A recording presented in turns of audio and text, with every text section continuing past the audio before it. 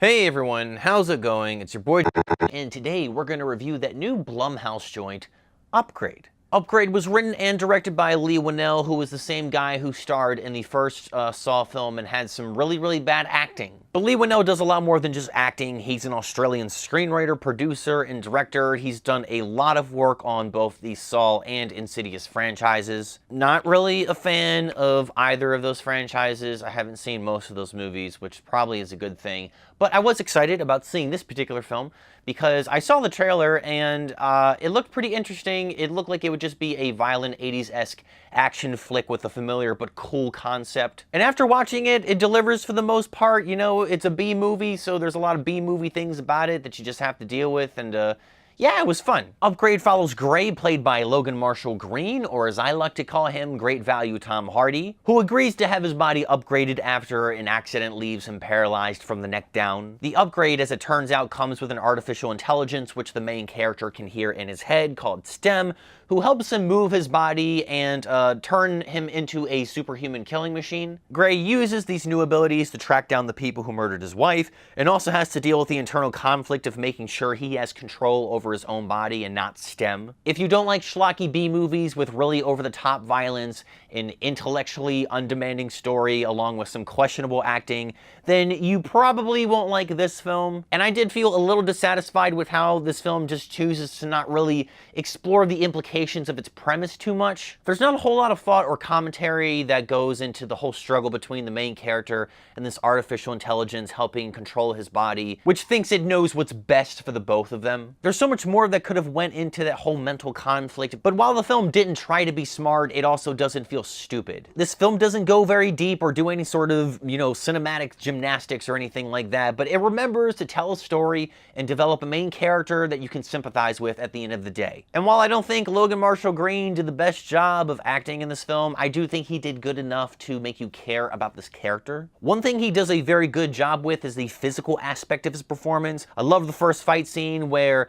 STEM takes control of his body and he just watches in terror as STEM uses his body to beat the shit out of this guy. Loved how that scene ended. It ends with quite the violent exclamation point, really kind of telling you how fucking strong this main character is now with this upgrade. Now that I'm on the subject, I should mention that I did enjoy the brutal parts of this film. All of the action scenes have at least one super over-the-top death, which is brutal and gory and so much fun to watch. The action scenes in general are fun to watch. There's a lot of slick camera moves by Stefan Duccio, or Duschio, however you say his name, who's the DP of this movie. The movement of the camera is often in sync with the main character as STEM is controlling his body and doing a bunch of kung fu shit. It can get really cheesy with how the camera will rotate with the main character as he's doing all these flips and shit, but it's the good type of cheese. Like the score of this movie a lot. I don't think it's anything spectacular, but it helped ground you into the world of this film, and it's very emotive, which helped some of the more serious scenes work a lot better. The thing I can't get past with this film is the acting. It's funny half the time and fairly intentional, I guess. The actress who plays the mom is so bad, and I got a lot of good laughs out of her, but it felt like I was supposed to laugh at her, I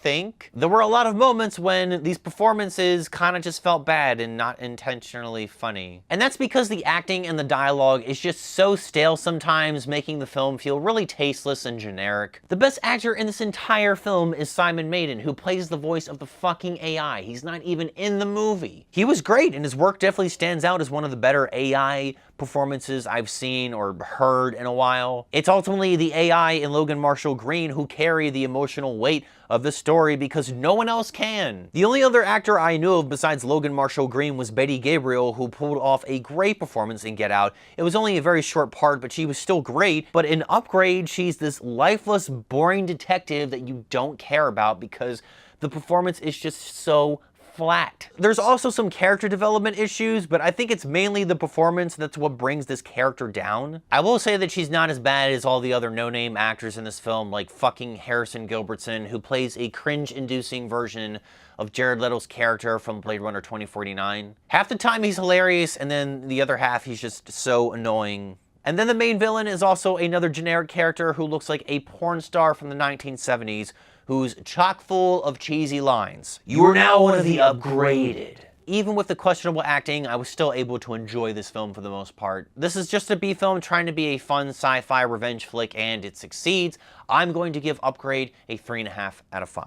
Thanks for watching, everyone. You are so kind. Leave a comment with your thoughts on Upgrade in the comment section below, and leave a recommendation on a film that I should watch and review next while you're down there. Hit the like if you like this video, or share this video, or both, whichever you prefer. I don't care. I do think you should do both, though. And if you dig the channel, then upgrade and subscribe to the channel. Did you like what I did there? Thanks again, ladies and gentlemen. Go Capitals, fuck the Vegas Golden Knights, and I'm signing off until next time.